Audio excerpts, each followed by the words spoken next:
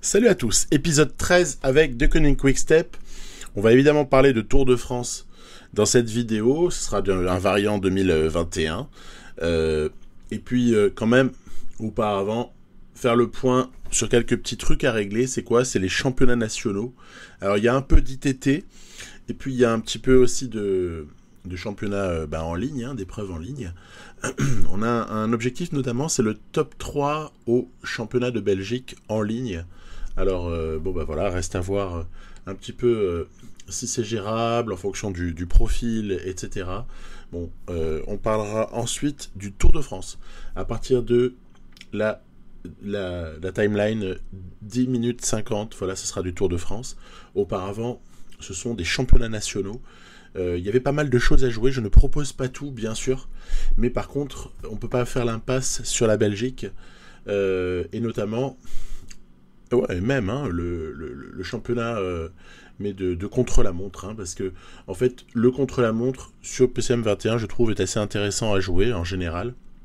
Il y a un petit peu une vérité pour chaque contre-la-montre et pour chaque épreuve en fait possède sa propre vérité et du coup ça demande aux joueurs de s'adapter. Je trouve ça assez intéressant. Yves Lampaert aura fait un bon temps avant que Wout van Aert ne catapulte tout ça avec une trentaine de secondes d'avance sur Lampaert et en essayant tout de même de faire contre mauvaise fortune et en l'occurrence mauvaise forme du jour, bon cœur, Remco n'arrivera pas à supplanter le phénomène belge Wout van Aert. Donc c'est Van Aert le champion pour cette année. On va voir. Peut faire partie des objectifs une autre fois que d'amener Remco tout de même à un meilleur niveau de préparation pour essayer d'être un petit peu plus concurrentiel vis-à-vis de Van Aert. Ce qui est amusant, c'est que sur le championnat de France de contre-la-montre individuel, on s'est retrouvé avec un Julien Alaphilippe qui a sorti un super temps en fait. Et moi je m'attendais, vous savez, à ce que Cavagna survole peut-être un petit peu l'épreuve.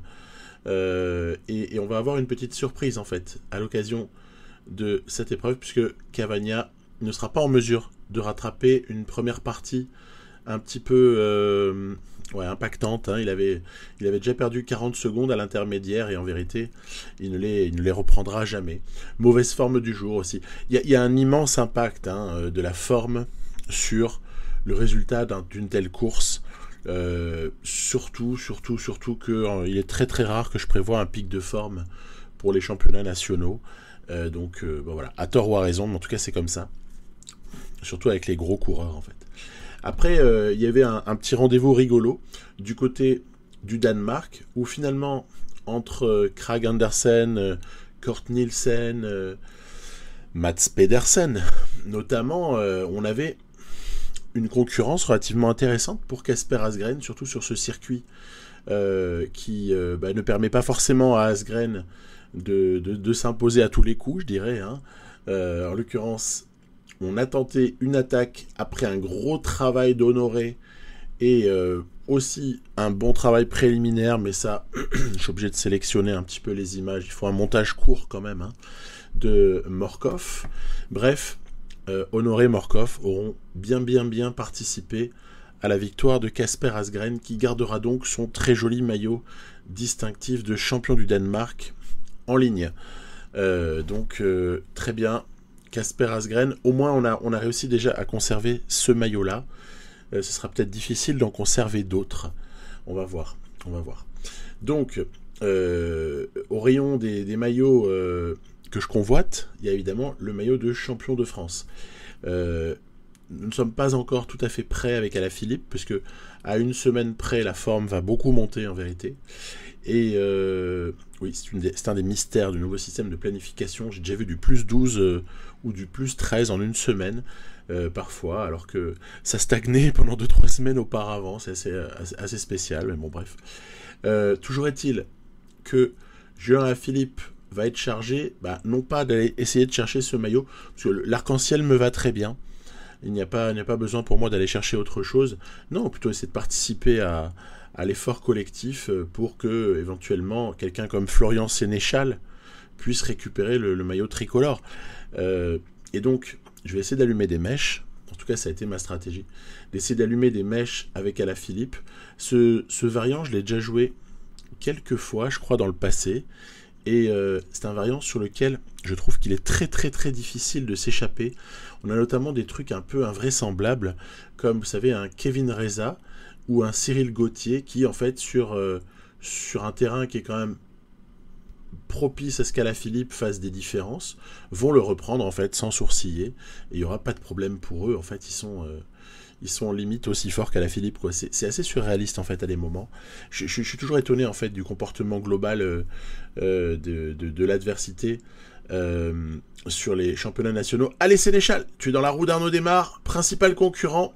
Allez, on va avoir du mal à suivre l'accélération fulgurante d'Arnaud Desmar. D'ailleurs, on va même se faire sauter par Barbier juste sur la ligne. 3e place donc pour Florian Sénéchal, et Arnaud Desmar conserve son titre de champion de France en ligne. Très bon sprint, très gros travail de la Groupama FDJ qui était venu en nombre et qui a parfaitement déposé, je dirais Arnaud Desmar à une distance qui lui permet ensuite de conclure sans que je ne puisse réellement m'y opposer. Il aurait fallu un parcours un peu plus vallonné pour que ce soit Alaphilippe qui y aille. Après, pour ce qui est de Sénéchal, honnêtement, ouais. Dès lors que c'est trop facile pour Desmar, c'est difficile pour Sénéchal, je trouve. Une autre fois, tant pis, il faudra revenir. Après, il y avait en revanche un variant italien qui, moi, je l'avais jamais joué en fait. Voilà, j'ai jamais joué ce variant avant cette course-là que vous voyez. En plus, on a de la chance, finalement, on a un petit contingent italien qui est relativement intéressant, avec Ballerini qui nous a protégés pendant un bon moment. Après, il s'est garé, hein. Bien évidemment, ça n'est pas son terrain à Ballerini, même s'il passe un peu les bosses, mais il ne faut pas exagérer non plus. Non, l'homme fort du jour, c'est très très probablement Matteo Cataneo, hein, puisque Masnada aurait pu être une option en cas de très bonne forme, mais Cataneo nous paraît être évidemment celui sur lequel il faut miser. Bagioli s'étant consommé auparavant, Bagioli qui avait fait un beau tour de Suisse que je vous avais montré à l'épisode précédent. La forme du jour a décidé que c'était Cataneo, notre leader. Et puis c'est vrai qu'en face, mais mine de rien, quand j'ai commencé à regarder, j'ai vu que sur le papier le plus fort en face c'était Caruso. Je me suis dit, ah mais en fait il y a peut-être un truc à faire, parce qu'en fait Caruso il a déjà lâché à ce moment-là. Et Ciccone et Vincenzo Nibali accompagnent Cataneo qui accélère et qui va lâcher successivement l'un et l'autre. Ensuite c'est une arrivée, alors attention, il y a encore une petite bosse derrière celle-là, puis après c'est une descente, mais en même temps comme les autres sont en perdition, un cinématique de défaillance qui n'est pas une simulation, hein, pour le coup, ils sont vraiment en défaillance avant même la dernière difficulté, la petite bosse après la grosse montée. Du coup c'est ficelé, hein, à part une chute, il n'y a pas grand chose qui pourra empêcher Cataneo d'être sacré champion d'Italie. Ici, voilà, on lève 2 fois les bras tellement on est content. Et puis ensuite ce sont les Trek qui se partagent le reste du podium. Nibali et Ciccone ont terminé derrière. Ouais, petite déception sur Formolo, petite déception aussi du comportement de Caruso. Je pensais que ce serait peut-être un petit peu plus difficile. En fait, ça s'est avéré relativement facile à partir du moment où on avait écrémé et qu'ensuite, à l'effort curseur, Cataneo a vraiment fait la diff. La forme n'y est vraiment pas pour rien, hein. Autant on a pu être malheureux sur d'autres championnats, autant c'est vrai que sur celui d'Italie on a tiré le gros lot. Donc voilà, ça fera un maillot distinctif pour Cataneo. Et puis évidemment la Belgique, ça c'est le moment le plus important puisque c'est l'objectif sponsor. Moi je suis plutôt content quand je vois le profil, je me dis ah tiens, secteur pavé, oui mais attends, ils sont verts. Ce sont des secteurs pavés verts et en plus ils sont excessivement courts. Donc en vérité, toute la puissance d'un Yves Lampaert ne peut pas s'exprimer. Ajoutez à ça que l'essentiel, en tout cas un bon nombre des équipiers du jour de Yves Lampaert ne sont pas estampillés classic man flandrien, dirons-nous, hein. Quand on prend Vanse, Venant, c'est pas vraiment le profil. Même Peter Serry, c'est pas non plus l'archétype du gars qu'on attend sur une course comme celle-ci. Et du coup, on va se faire emmener au sprint sans pouvoir s'extirper. C'est un peu c'est un peu le même scénario qu'en France, où on n'a pas réussi à s'extirper du tout d'une quelconque manière. C'est Quinten Hermans qui s'imposera ici au nez à la barbe de, par exemple, Van Aert ou Lampaert, etc. Y compris Philipsen, à qui ça échappe aussi, alors que, honnêtement, on pouvait penser à d'autres gens qu'à Quinten Hermans. Mais c'est lui qui rafle la mise. Encore un bon coup d'Intermarché ou anti-Gobert. Voilà, ceci pour achever la petite séquence des championnats nationaux. Bon, c'est toujours intéressant à jouer. Après, je vous dis, c'est très aléatoire. Et au final, pas non plus le truc le plus agréable à jouer si on aime qu'il y ait de la logique, qu'il y ait une certaine logique en tout cas qui soit suivie. Logique qu'on attend par contre grandement sur le Tour de France. Parce que là, les tout meilleurs sont là. Je vous avais déjà donné un aperçu de ce Tour de France sur le Dauphiné à l'épisode précédent. Dauphiné sur lequel on avait la crème de la crème qui était alignée. Bah écoutez, rassurez-vous, la crème de la crème sera aussi présente sur ce Tour de France. Pas de mauvaise surprise dans les start lists. Allez, je vais tout de suite donner la seule mauvaise nouvelle. La seule mauvaise nouvelle, c'est l'absence de Van Aert. Voilà. Le jeu ne l'a apparemment pas sélectionné. Je ne connais pas la raison. Je ne suis même pas allé fouiller avec Career Explorer. Je n'ai plus vraiment le cœur en fait d'aller fouiller, parce que je vais de désillusion en désillusion à mesure que je vois la réalité de certaines choses. Donc j'ai pas envie de la voir. Je peux juste constater que Van Aert n'est pas présent. En revanche, l'équipe Jumbo-Visma est quand même très très solide. Et sinon, du côté du AE, autour de Tadej Pogačar, on va retrouver un Hirschi en belle forme. Nous, on va toujours lutter pour les intermédiaires, bien sûr, au sprint, cela va de soi. On voit déjà une lutte rigolote se dessiner, c'est Sam Bennett contre Mathieu Van Der Poel, avec quand même un arbitre nommé Caleb Ewan, et peut-être même un deuxième arbitre aussi nommé Arnaud Démare. Voilà un peu les forces en présence. On notera tout de même la présence dans le roster de Jumbo-Visma de quelqu'un comme Dylan Groenewegen. Donc ça veut dire qu'à tout moment quand même, le gars peut nous empêcher de tourner en rond sur des sprints sur lesquels on se fera un malin plaisir. Attention, attaque de Pogačar. On va reprendre, ça va être repris. On se fera un malin plaisir d'essayer de se préparer le mieux possible les sprints, bien sûr, puisque c'est un petit jeu très très amusant. Lorsqu'on possède un des tout meilleurs sprinteurs au monde, on se doit de faire ça, avec aussi des lanceurs qui sont pas dégoûtants, mais trêve de blabla. Intéressons-nous à cette étape du jour, l'arrivée à Landerneau. Alors on a tous plus ou moins en mémoire le joli numéro de Julien Alaphilippe, IRL, sur ce Tour 2021, où il part... moi, je trouvais même que c'était un petit peu loin de la ligne, en fait. Il partait un petit peu loin, il part à plus de 2 km, me semble-t-il. Et en fait, le mec tient, il n'y a personne qui est capable de le reprendre. Alors ici, on va s'y prendre différemment. On va demander à Asgreen de travailler très très fort. Vous voyez, on est bientôt à 2 km de l'arrivée. Il y a un replat ensuite, c'est un petit peu moins... Il y a un peu moins de pourcentage. Ensuite, c'est Van Sevenant qui était chargé de nous amener, mais ça se passe relativement mal. En tout cas, Van Sevenant, le relais n'a pas été franc, il y a eu un petit blocage, ça a été un peu compliqué. Ce qui fait que Julien Alaphilippe se retrouve sur ses qualités intrinsèques à devoir sprinter. Alors, il a repris Van Der Poel, et pour ce qui est de Pogačar a failli le croquer sur la toute. Pogačar va très très vite en fait, il a beaucoup de punch. David Gaudu, nous avons l'habitude, Simon Yates aussi sont de vieux habitués sur PCM, les coureurs typiques qui se mêlent à des sprints comme ça, alors que dans la réalité c'est peut-être pas forcément les mecs auxquels on pense en premier.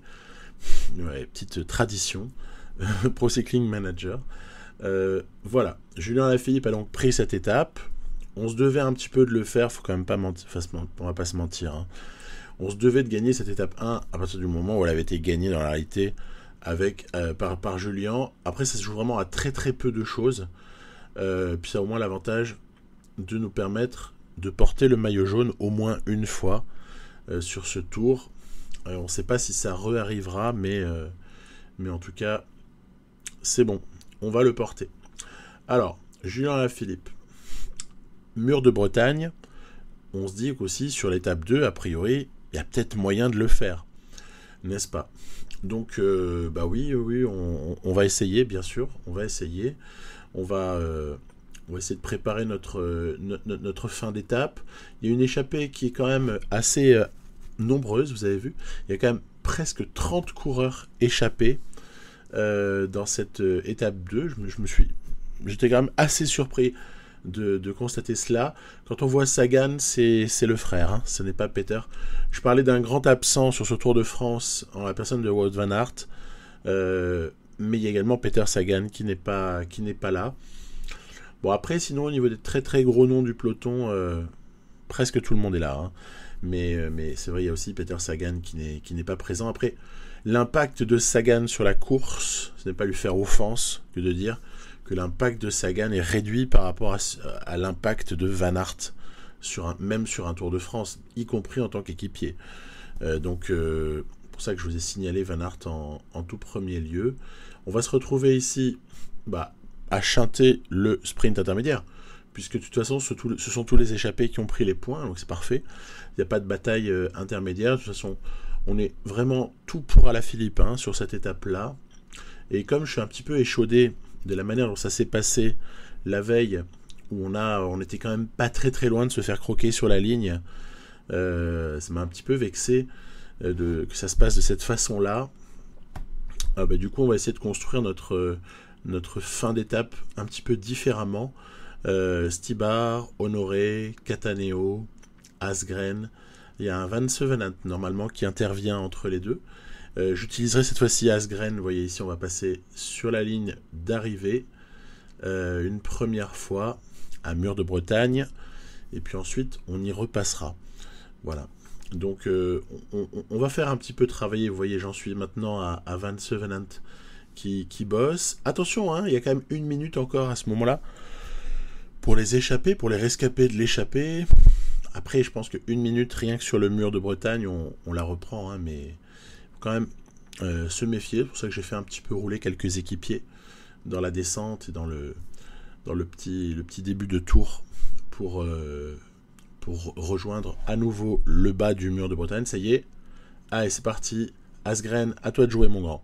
Oui, finalement, j'ai beaucoup plus confiance en Casper Asgreen avec ses notes physiques de malade et ses notes générales qui sont tellement fortes, y compris le vallon qui est quand même pas mal déjà, pour déjà placer Julien Alaphilippe, qui ensuite, après, avec ses capacités d'accélération, se permet de régler tout ça. Après, les forces, elles sont tout de suite là. Pogačar, Roglič, Van der Poel, bravo Higuita d'être présent. Lopez figure également pas mal. Geraint Thomas, Simon Yates, David Gaudu. Voilà, on a déjà une petite idée de qui est en forme. J'ai bien aimé les bras levés de Casper Asgreen au moment où Alaphilippe franchissait la ligne et levait les siens. J'aime bien quand un coéquipier lève les bras pour son leader ou pour un équipier à lui au moment de la victoire. Je trouve que c'est assez sympathique comme image. Voilà. Donc, maillot jaune avec une grosse dizaine de secondes d'avance sur c'est Roglič ou Pogačar, je ne sais même plus en fait, à ce moment-là, et on attaque là une séquence très importante, séquence de sprint. Alors là, je vous disais, autant sur le Giro j'étais détendu parce que on avait beau avoir Ballerini qui est quand même assez exceptionnel à utiliser dans le jeu, avec quelques rouleurs corrects et puis finalement un train assez bon. J'avais pas de pression en fait avec Ballerini, alors que là en fait j'ai une pression max avec Sam Bennett. Oui, alors là il faut se calmer. Voilà. Des fois quand on lance l'attaque un peu trop loin, on a le gars il poursuit en fait son attaque parce que voilà, je peux pas gérer tout à la fois. Une grosse pression, je disais, donc sur Sam Bennett au moment d'aborder le final. Alors là, j'ai utilisé un train assez pratique, en fait. C'est Stibar Asgreen Sénéchal. Voilà. Et là, c'est vrai que ce train-là, il est vraiment très très fort. Le reste du temps, je ferai plutôt Asgreen, Stibar, Sénéchal, Bennett. Mais là, c'est vrai que c'était vraiment assez intéressant de pouvoir utiliser ce train-là. Sam Bennett, du coup, s'impose avec un demi-vélo d'avance sur Gaviria. Gaviria, bravo. Et on a quand même bien fait de le lâcher à toute fin, parce que sinon, Sénéchal aurait été battu. Hein. De toute façon, c'est pas le projet. Florence Sénéchal, s'il y a une opportunité dans une échappée, ou si Sam Bennett chute, ou si on a comme ça des petits problèmes, bien sûr qu'il aurait sa chance. Mais là, dans l'immédiat, on a un sprinter de niveau mondial, donc c'est lui qui doit être emmené au sprint, c'est pas quelqu'un d'autre, par complaisance. Donc voilà, c'était une étape de sprint, la première, et elle nous tombe dans l'escarcelle. Ben, il y a tout de suite une deuxième, en fait. Voilà, pour vérifier si ce qu'on applique est correct, ou bien si c'était vraiment de la chance. Donc Redon-Fougères, encore une fois, sprint couru d'avance. Là, il n'y a même pas à réfléchir. Moi, j'ai des petites habitudes là que je commence à prendre à ce moment-là avec l'équipe, savoir qui protège qui, dans quel ordre on met quoi, quelle intensité d'effort max on règle à qui, à quel moment. Tous ces petits automatismes qui se font tout seuls là pendant un grand tour, et que dès qu'on arrive à la 8-10e étape, on n'a même plus besoin de réfléchir tellement c'est réglé tout ça. Et donc bah là par exemple le petit exercice du sprint intermédiaire, alors, on voit que par exemple si on lance un peu trop tard, on se fera à chaque fois posséder par Van Der Poel. Après ça n'est qu'un intermédiaire, il n'y avait pas un enjeu phénoménal, mais tout de même voilà, pas certain que ce soit très bien joué. Après je vous avoue, j'ai toujours du mal à vouloir consommer trop d'énergie sur un intermédiaire lorsqu'il est placé proche de l'arrivée. Je préfère vraiment me concentrer sur l'étape. Et donc, si on termine une ou deux places derrière un rival, l'écart de points est vraiment minime. Alors que par contre, il y a 50 points là à l'arrivée pour le vainqueur. 50 points pour le maillot vert. Donc, voilà, je trouve que c'est plus important d'aller chercher les 50 que d'aller se battre pour 1 ou 2 points.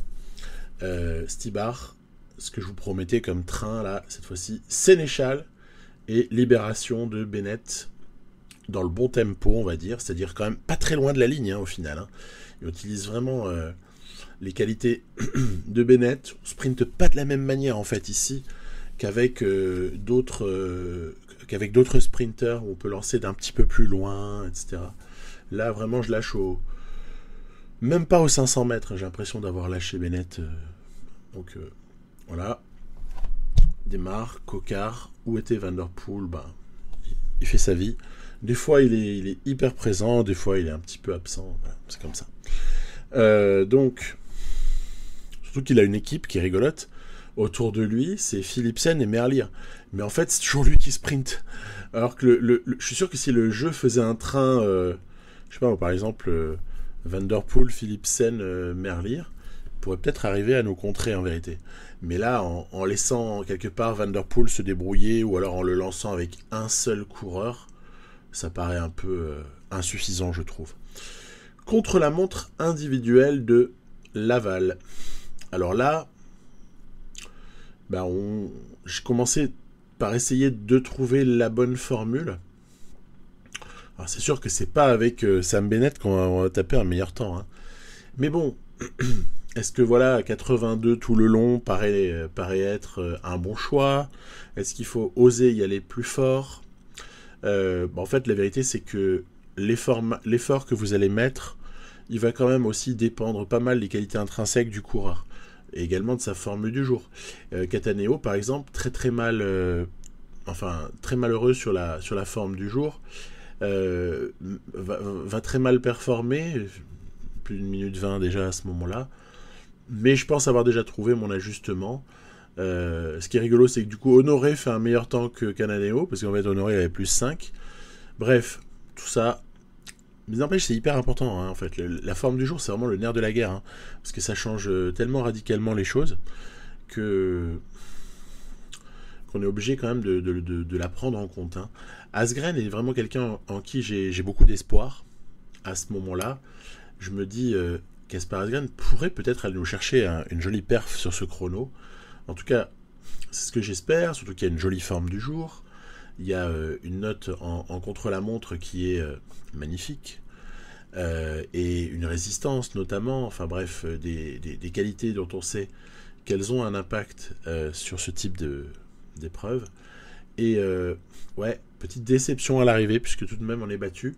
C'est Mats Pedersen à ce moment-là qui tient le meilleur temps. Et Asgreen n'a pas vraiment pu aller rivaliser avec les meilleurs. Asgreen ne sera même pas dans le top 10 au final de cette étape-là, hein, puisqu'il reste encore de très très gros coureurs. Ici on aperçoit Pogačar par exemple, on a Roglic également dans les parages. Bon, il y a pas mal de gens normalement qui doivent terminer devant Asgreen, hein, en tout cas. Pas Van Der Poel apparemment, et peut-être pas forcément Higuita.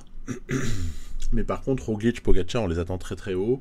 Alaphilippe, je l'attends quand même aussi relativement haut. Très important contre la montre, hein, parce qu'il va permettre de se positionner au général. Là, avant quelques étapes, il y a la prochaine avec des bordures potentielles, mais après, il y a aussi un petit peu le terrain qui va s'élever en fin d'épisode, avec notamment les étapes 8 et 9.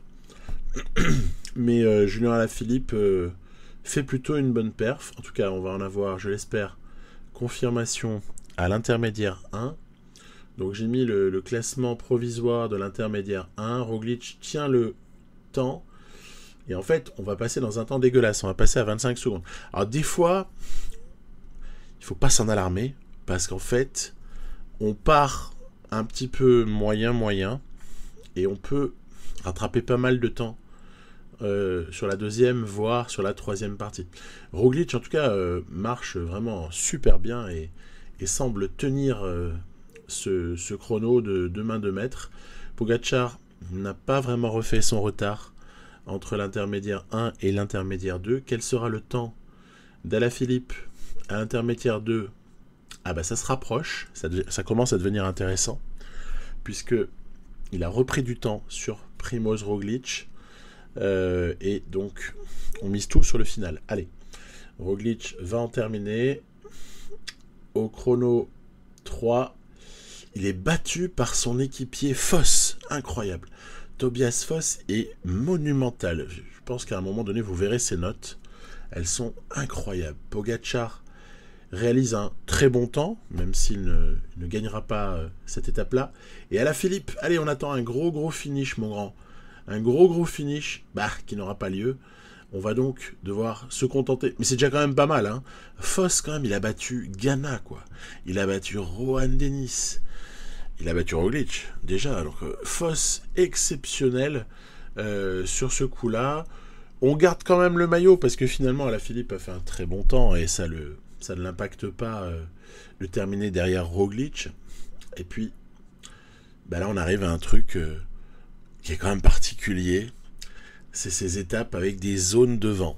Alors, à la sortie du jeu, les zones de vent, c'était un peu une interrogation pour tout le monde.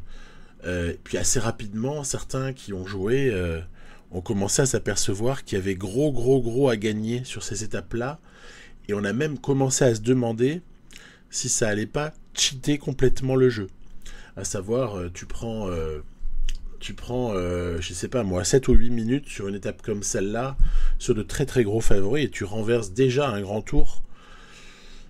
Alors il se trouve qu'avec le choix que j'ai fait au dernier moment, après vote sur le Discord, je l'évoquais en fin d'épisode précédent, l'épisode 12, avec le choix d'emmener une équipe peut-être un petit peu plus capable d'aider Alaphilippe dès lors que le terrain s'élèvera, c'est-à-dire avec l'incorporation de Cataneo, Vance, Venant et Honoré au roster de départ de ce Tour de France, en lieu et place de quelqu'un comme Yves Lampaert, de Tim de Klerk, de Michael Morkov par exemple. C'est vrai que ce changement de roster, il est capital au moment où on aborde une étape comme celle-ci. Allez, ça y est, on est dans la zone de vent là, et on est presque à 40 km/h de vent, il est presque... vous voyez, il y a du 3/4 face par moment. c'est le terrain propice à de grosses bordures. Alors, j'aurais pu donc, ce que je suis en train de développer comme idée, c'est que j'aurais certainement pu faire de meilleures bordures avec l'équipe initialement prévue. D'ailleurs, je vous avoue que c'est un peu pour ça que je l'avais en tête. Où le vent fait mal. Enfin, juste avant, il faisait encore plus mal. Évidemment, quand on fait rouler Honoré Van Sevenant, c'est pas comme quand on fait rouler Tim de Klerk et Yves Lampart. Hein, on est d'accord? Donc, il y avait sûrement mieux à faire, mais on a quand même essayé de secouer le cocotier. Comme vous le voyez ici, il y en a plusieurs parmi les coureurs très importants qui sont déjà à la lutte pour ne pas se faire décrocher. Le peloton n'est pas totalement en file indienne, mais en tout cas, cela coûte de gros efforts à tout un tas de coureurs qui se font complètement lâcher, en fait, par notre accélération. Je suis même prêt ce jour-là à sacrifier totalement la victoire d'étape. Rien à faire de l'étape pour Bennett. Ça n'est pas une étape comme les autres. Je me fiche de ne pas arriver au sprint en vérité. Donc Bennett a donné tout ce qu'il avait à donner. On a encore le travail à ce moment-là de Stybar. Et suivra celui de Sénéchal, celui de Casper Asgreen, et Julien Alaphilippe quand même commence un peu à accuser le coup. Au moment où on a réussi à réduire... oh bah tiens, on a même créé une cassure ici. Cassure qui va coûter beaucoup d'énergie à ceux qui vont essayer de la boucher. Comme par exemple Roglic, comme par exemple Nizzolo, qu'on aperçoit, comme Van Der Poel, Pogacar qui essaye aussi de ne pas se faire décramponner, mais sinon tout le monde est passé par la fenêtre. Hein. C'est assez violent la manière dont ce vent peut avoir un impact. Ici, qui est-ce qui s'est fait avoir? C'est Pogacar qui s'est fait prendre. En revanche, il y en a un et même un deuxième, regardez, vous allez voir revenir un deuxième dans la roue, voilà, hop là. Il y a Van Der Poel et Roglic qui ne se sont pas avoués vaincus sur cette bordure made in Quick Step, ou made by.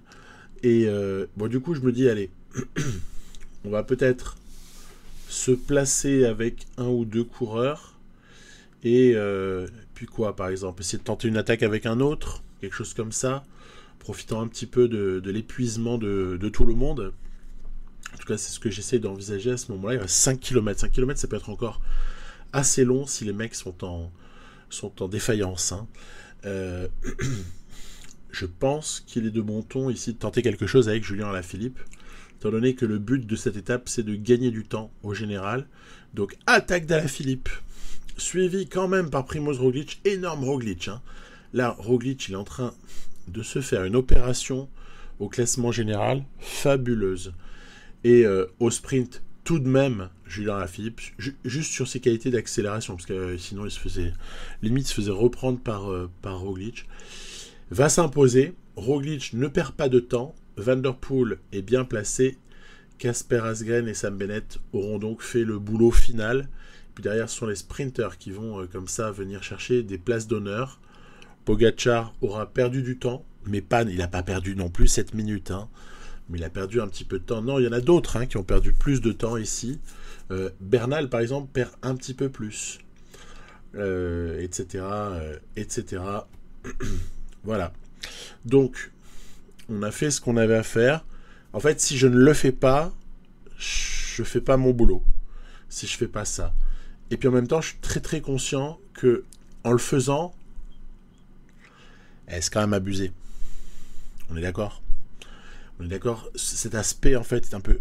ça fausse un petit peu le jeu parce que il y a un impact qui est quand même un petit peu trop spectaculaire par rapport à ces zones de vent, quoi. Mais en même temps, si tu joues avec De Koning Quick-Step, c'est peut-être aussi à des moments pour essayer de tenter des bordures. L'IA nous enferme, je dirais, suffisamment souvent dans des situations où on a zéro marge de manœuvre ou presque, et on est quand même finalement amené à subir un scénario qui est quasiment écrit à l'avance, pour que sur une étape de bordure potentielle, on en profite. En tout cas, voilà, c'est ce à quoi je me suis résolu, je vous avoue. Avant de jouer cette étape-là, je m'étais arrêté et j'avais réfléchi. Je m'étais dit, tu le fais vraiment la bordure ou tu le fais pas? Puis je me suis dit, bon allez, écoute, il faut y aller. C'est l'équipe avec un L majuscule et un E majuscule avec laquelle tu fais une bordure. Donc voilà. Sprint intermédiaire ici. Alors là, on est plus du tout sur le même type d'étape là. L'étape suivante, la numéro 7 là. est assez accidentée. C'est une étape qui fait presque 250 km. Il y a des difficultés dans le final. Nous avons bien compris qu'a priori, Sam Bennett ne serait pas attendu sur la ligne d'arrivée, en tout cas pas en premier. On va essayer à un moment donné de mettre tout le monde un petit peu en file indienne dans l'équipe, hein, en tout cas, de faire un petit train et d'essayer de se comporter avec un peu de patience. Parce qu'en fait, je reste persuadé que c'est plus sur les dernières difficultés qu'il faut essayer de jouer sa chance que de durcir la course de trop loin, en fait. En tout cas, c'est le parti que j'ai pris. Ne pas me séparer, en fait, de trop d'équipiers trop tôt. Parce que comme elle est très très longue, j'ai préféré ne pas me faire surprendre. Après, c'est vrai que quand on voit une difficulté relativement brève, mais tout de même intense sur la fin, comme le signal Duchon ici, on se dit que peut-être qu'il aurait fallu durcir avant, attaquer ici, quitte à ce que Alaphilippe soit tout seul en fait, ou juste accompagné par Casper Asgreen ou par quelqu'un d'autre. En fait, il y a des tas de possibilités stratégiques, mais faut jamais oublier un truc, c'est que tant qu'il reste des équipiers à côté des leaders, vous aurez jamais la paix. En fait, les attaques un peu trop lointaines, elles vont se retourner contre nous. C'est pour ça que je parlais d'enfermement stratégique en fait tout à l'heure, parce qu'en fait à de nombreux moments moi je me sens complètement bridé. Il y a des choses que je pouvais faire sur PCM 18 et qu'il m'est absolument impossible de même espérer refaire sur PCM 21, stratégiquement j'entends, hein. Et donc évidemment qu'on va s'imposer ici au Creusot, mais moi c'est pas la victoire que je retiendrai, c'est plus l'incapacité à provoquer quoi que ce soit d'autre que ce type d'arrivée là en fait. Voilà, pour moi en tout cas c'est l'enseignement principal, c'est celui-là. La victoire quand on joue avec Julien Alaphilippe, un Tour de France, c'est un petit peu normal quelque part d'en prendre quelques-unes comme celle-ci. Surtout que la montagne va arriver, etc. On va avoir le temps de revenir sur terre, hein. On va pouvoir se calmer très très rapidement. Ce maillot jaune aura été bien joli pendant un certain nombre de jours. Et puis maintenant on va arriver plus près du réel, hein, je dirais, dans très très peu de temps. Petit sentiment voilà, donc d'impossibilité de tenter quoi que ce soit de vraiment intéressant. Ça m'a beaucoup frustré en vérité sur cette étape-là, où j'aimerais reproduire des scénarios un petit peu originaux, pouvoir attaquer d'un petit peu plus loin, faire certaines choses qui en fait ne sont pas possibles, puisqu'elles elles sont en quelque sorte une forme de suicide sur PCM. Si je fais certaines choses, je suicide complètement mes coureurs, et en l'occurrence je fous en l'air mes possibilités éventuellement de viser un top 5 sur ce Tour de France, qui est l'objectif du sponsor, hein, c'est le top 5, hein. Alors à un moment donné j'étais prêt à m'asseoir dessus, tant pis, c'est pas grave. De rater un objectif de temps en temps, on s'en fiche. Mais finalement, on est plutôt parti pour essayer de le viser, hein, tant qu'à se battre pour le général. Étape difficile. J'ai essayé d'envoyer des gens à l'avant. Vous voyez, il y a Stevie et il y a Van Sevenant qui sont devant. Alors, l'avance est très très maigre sur le peloton qui a décidé de rouler tant et plus. Et ici, je vais commencer un petit peu à me frustrer du positionnement de Julien Alaphilippe. En fait, Alaphilippe est à plus 4. Souvent eu une petite discussion avec certains, que ce soit sur le Discord ou des fois en commentaire, on a pu un peu échanger sur la thématique suivante. Vous voyez, il y a 13 notes, hein, qui sont associées aux coureurs sur Pro Cycling Manager. Pourquoi finalement, et c'était la question à un moment donné qu'on se posait avec certains, pourquoi le facteur... alors déjà, je me souviens, il y a un premier débat, c'était pourquoi le facteur récupération en course ne fait-il pas partie des notes, ou n'est-il pas l'objet d'une 14e note, par exemple? Et en fait, la réponse sont là, hein, quand on réfléchit un peu, on discute un peu à droite à gauche. Des gens détiennent des réponses en fait à tout ça. La réponse est très facile à avoir. En fait, c'est la note de plaine qui va déterminer votre récupération sur terrain plat ou assimilé. C'est la note de descente qui va déterminer votre récupération en course, en descente, etc. Voilà. Donc, il n'y a pas besoin d'avoir une note spécifique, en fait. La note récupération en course, elle est contenue dans plusieurs autres notes. Ben, dans le même genre, il y aurait la note de la capacité, donc la note qui décrirait la capacité du coureur à frotter. Parce que mine de rien, savoir frotter, c'est essentiel.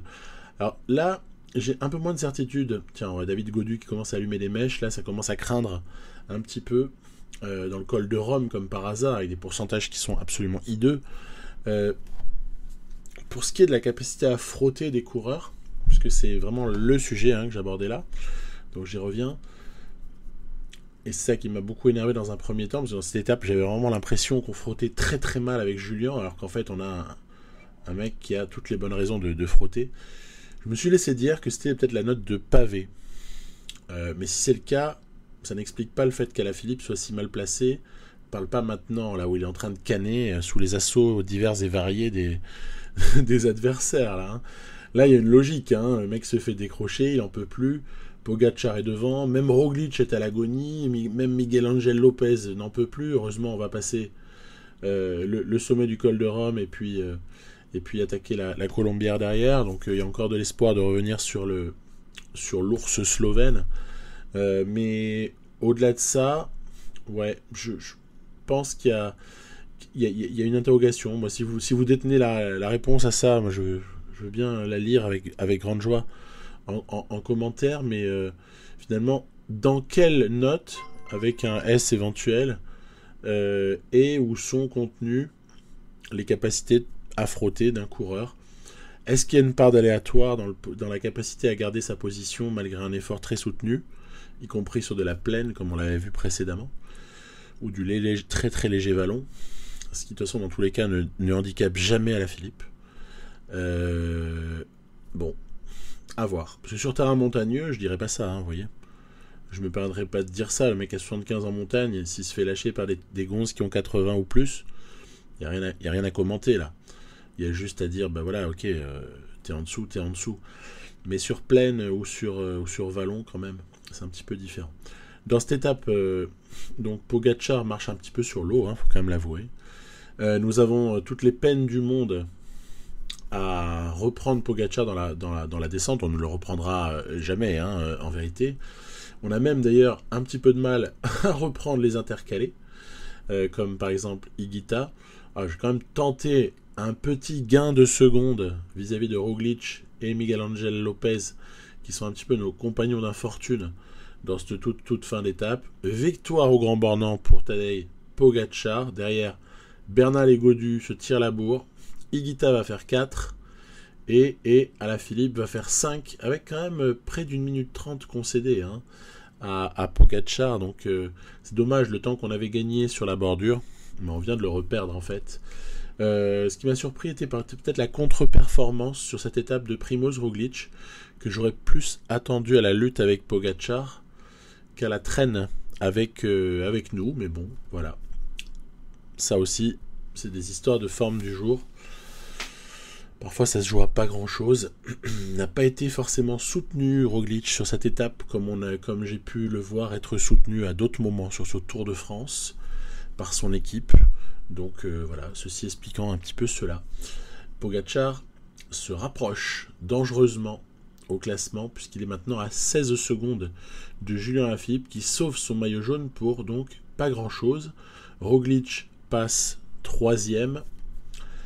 Higuita se place, et voici la dernière étape que je vais vous proposer pour aujourd'hui. Cluse-Tignes, étape 9, étape pas très très longue, 146 km, mais arrivée au sommet après la montée de Tignes, par exemple, que nous n'avions pas pu avoir il y a 2 ans.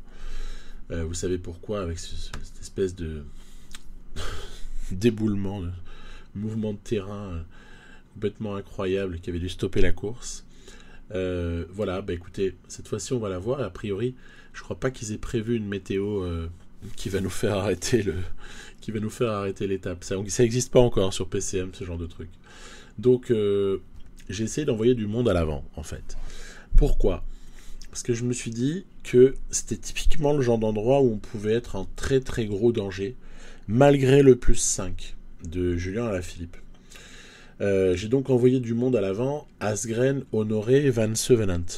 Évidemment, je le mets dans cet ordre-là, mais il y a une raison, c'est que de ces 3 équipiers, Asgreen semble le moins à même, malgré ses innombrables qualités, Asgreen est le moins à même de suivre sur ce terrain montagneux.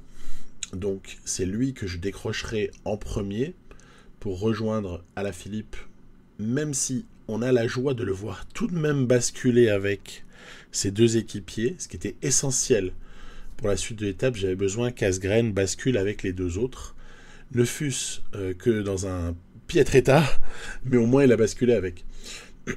Ensuite, voilà, Asgreen est chargé de faire le boulot pour économiser le plus longtemps possible Honoré et, encore un petit peu plus loin, Van Sevenant.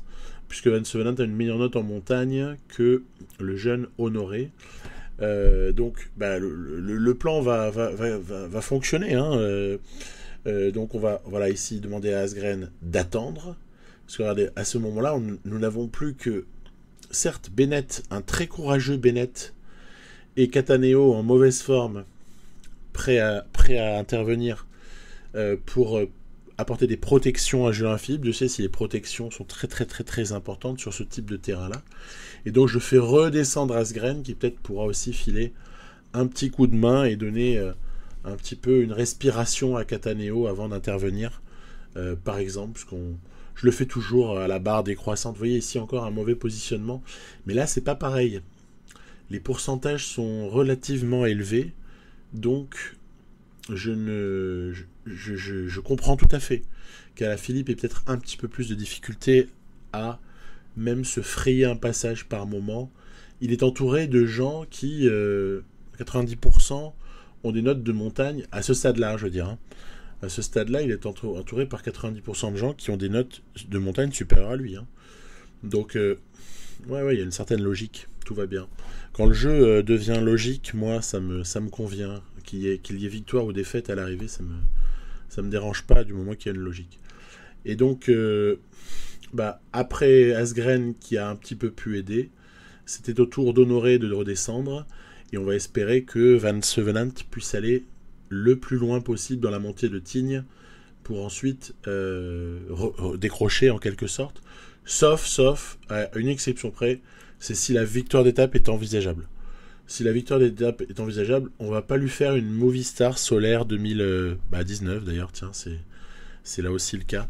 Souvenez-vous de cette scène absolument ubuesque où il y avait Solaire qui est rappelé parce qu'il faut aider Quintana derrière, et à l'arrivée c'est quand même chou blanc, et on a fait perdre à Solaire une occasion de gagner une étape importante sur un grand tour. Là on lui fera pas ça à Van Sevenant. Pourquoi je me permets de le faire là? C'est parce qu'en fait 50 secondes je savais que ça allait revenir. Voilà, d'ailleurs fusée Quintana. Donc en gros on se serait littéralement épuisé à tenter quelque chose, alors qu'en fait le peloton revenait très très très fort avec des attaques de toutes parts, une course qui commence à devenir excessivement animée, et donc mieux vaut utiliser Van Sevenant en protecteur. D'ailleurs c'est marrant, il a plus de barres qu'Alaphilippe à ce stade là. Mieux vaut utiliser Van Sevenant pour essayer de sauver ce qui peut l'être avec Julien. Montée de Tignes interminable, hein, honnêtement. Hein. Il reste encore 8 km, moi je suis déjà quasiment à l'agonie là, et je le sens mal. La suite, je la sens très très mal, hein, regardez. Ça va partir sans nous. Mais comment vous voulez faire?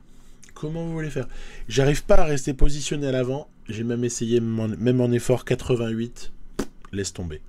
Donc finalement, je me dis au fur et à mesure, en fait, ne cherche pas à rester trop haut, accepte de redescendre, à la limite, baisse la barre d'effort, laisse-les partir et garde de l'énergie pour revenir. Alors c'est pas strictement ce que je viens de faire là, mais c'est ce que je me suis dit pour la suite en fait. Toutefois, qu'on s'économise ou qu'on essaye de lutter à armes égales, ce qu'on n'a pas, le résultat est quand même le même à l'arrivée. Hein.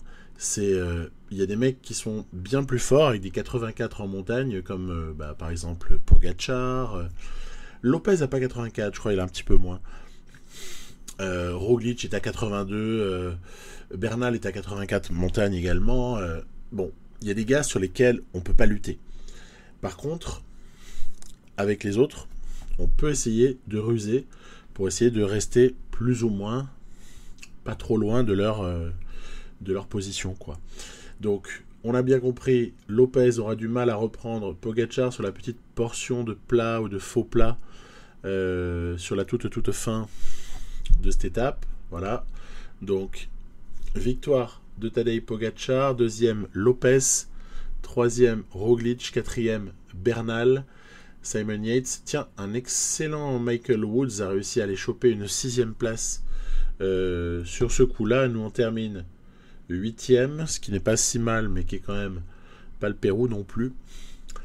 Ah, puis surtout, il y a la perte du maillot là, il faut quand même l'avouer. Pogačar va échanger son maillot à pois contre une tunique un petit peu plus jaune. Voilà.